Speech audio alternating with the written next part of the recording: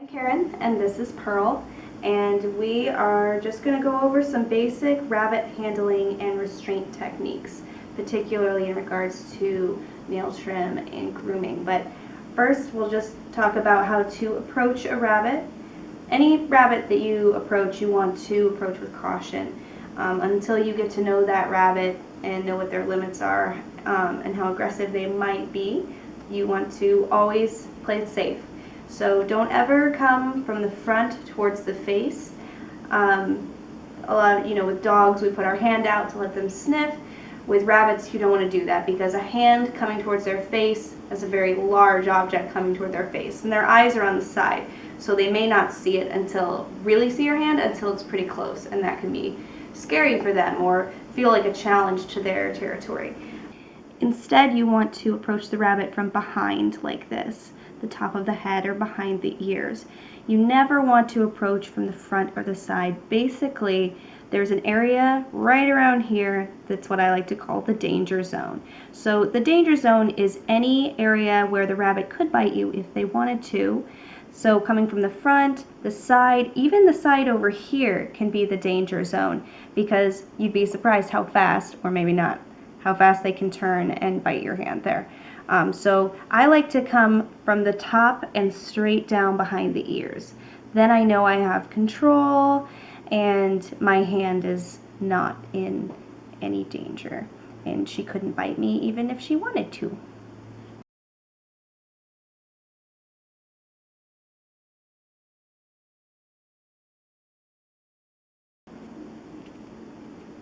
There are a few different ways to pick up rabbits properly. I'm going to go over one main way to do that.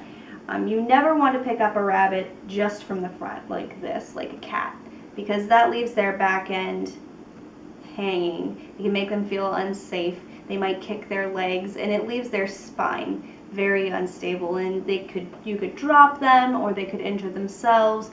With rabbits, it's all about keeping the spine straight and keeping it safe. So this is the hold that I use on rabbits that I'm not familiar with. I use it with my own rabbits too, but basically you want to make sure that the rabbit is facing your dominant hand, and then you place your non-dominant hand behind the ears. Now, I'm not using this hand to hold her down to the table. I'm really just providing a barrier so that she can't move forward and away from me while I'm trying to pick her up.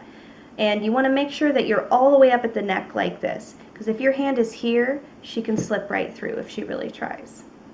Now, you want to have the hand right here to stabilize, and if she tries to scoot back, I would just put this hand right here to stop. So I'm going to take my right hand now and slip it underneath the rib cage. And you can see my thumb is over here, up on this side.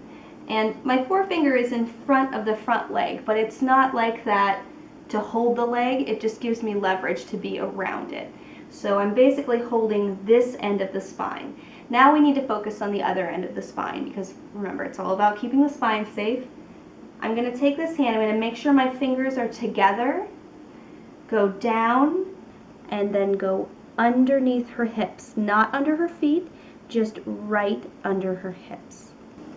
Then you want to lift, pretty much using your elbows. Lean forward so that there's less distance to lift the animal and less opportunity for them to hop away. And we're going to lift straight up to ourselves, keeping her parallel to the ground. And then I'm going to rotate and then lock my elbow back into place. So now I securely have her hips and her shoulders. I'm using my own body as leverage, and she can't really get out of this hold. She could kick and scratch this arm with her back feet, but she can't really bite me, and she can't really get away. Now with a larger rabbit, it's a little more difficult. You may need to use your arm instead of just your hand here, but this is the main hold. Now, to let her back down, I simply make sure that she's parallel to the ground and make it as quick and smooth as possible, and she'll do half the work for me.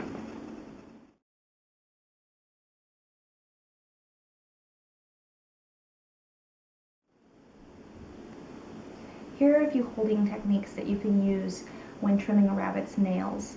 If you're by yourself, and you've got a chair and the rabbit is nice, then you can set them and kind of balance them on your leg and just kind of poke each foot out and trim each toe one by one. This can be kind of tedious and they can pull their feet back in, but if the rabbit is doing well and not stressed, it's one way to go.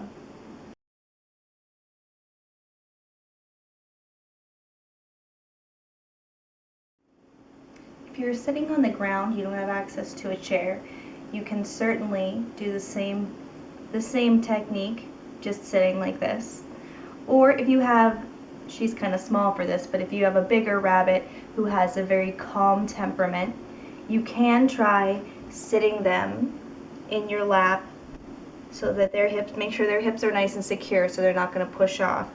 And make sure your hand is on their ribs so they're nice and safe. And then if you can do it with one hand, you can get the nails this way.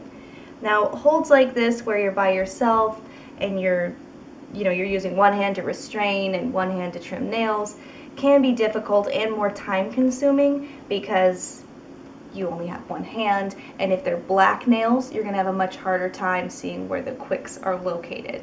So I certainly recommend doing this with a buddy, but these techniques can work for most rabbits. Now, if you have a difficult rabbit that's very frightened or even aggressive, one way you may need to hold them is, this is going to look ridiculous because she's little, but sitting on the floor and pin them between your knees. If you need to, you can drape a towel over their face and then do the feet one at a time this way. Now you'll have to get creative and kind of move one leg in order to get to the other foot, but that's one way that you can do it.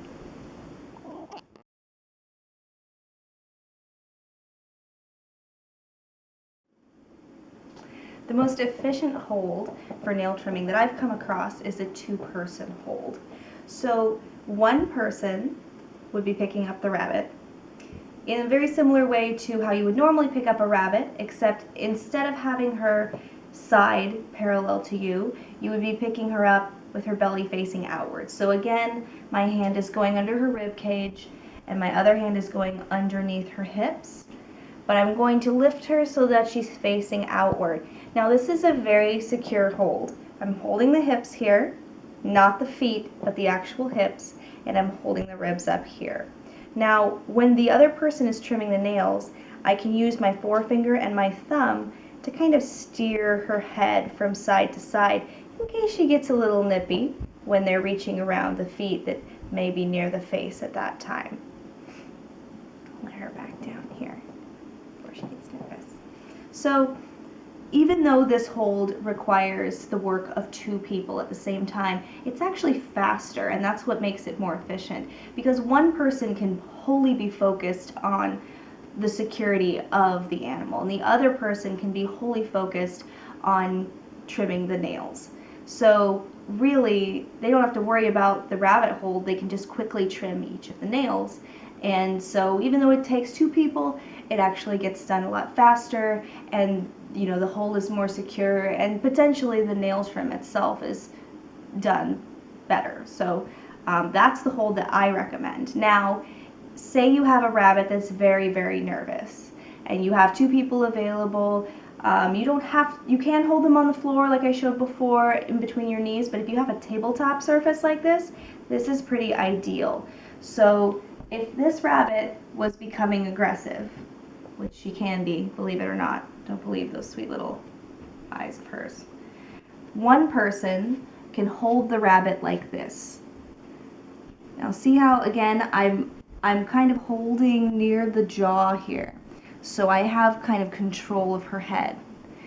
I'm using my arms to stabilize the sides of her body, and I can use my chest to kind of hold her and secure her in place. Now, if she's very, very nervous, I can use a towel to just cover her eyes so that she can't see. She'll be wondering what's going on. She'll still be a little nervous, but it may be a little bit easier. And then the other person can pull the feet out one by one and trim the nails as we're holding like this. But you really only need to do that in cases where the rabbit is very, very nervous or very aggressive.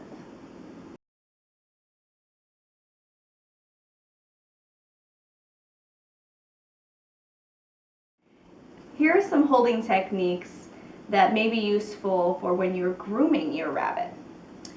So, not every rabbit needs their scent glands cleaned, but some do. And if you find yourself in a position where you're cleaning a rabbit's scent glands, or more specifically if you're holding while someone else is doing the dirty work, I still would recommend using this same hold that I talked about for the nail trim.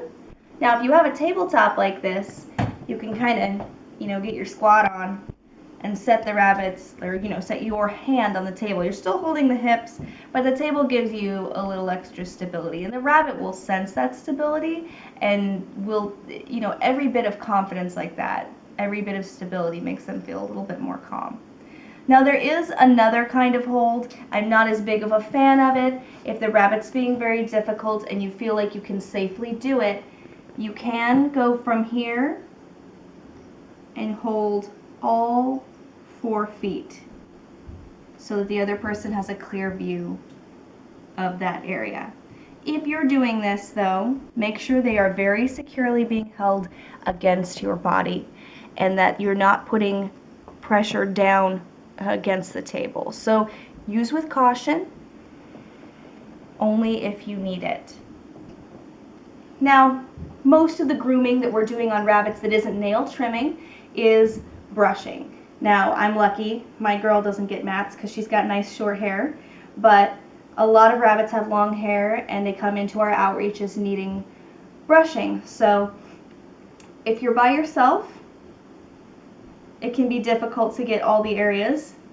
You can get the top usually. You're probably going to need a second person in order to do further grooming. So again, same hold, picking up, and you would have that other person grooming the belly, and you can get up quite high even just with this hold, grooming the belly. And again, this is a secure hold. You're holding the hips down here. So after that, you need to get this area up here. So the holder again puts their hands to the side, and my thumbs are going right up at the top between the ears, right at the base of the back of the skull right here. And then my fingers here are going to go underneath the jawbone, and then I can gently lift her head upwards. And now you have access to the front here. Now you have to make sure your holder is very secure in doing this, because they can pull their head down quite easily, but if you're holding properly, they won't be able to get it down far enough to bite. This is always a tricky area to brush out. For all the rest of the rabbit, all you need is for one person to hold like this, and the other person can brush out the coat. But those are my basic grooming holding techniques.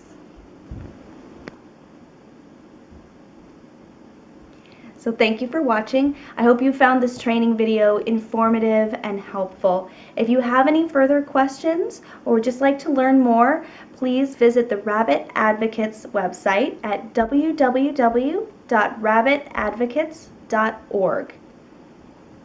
Good job, Pearl. Good job.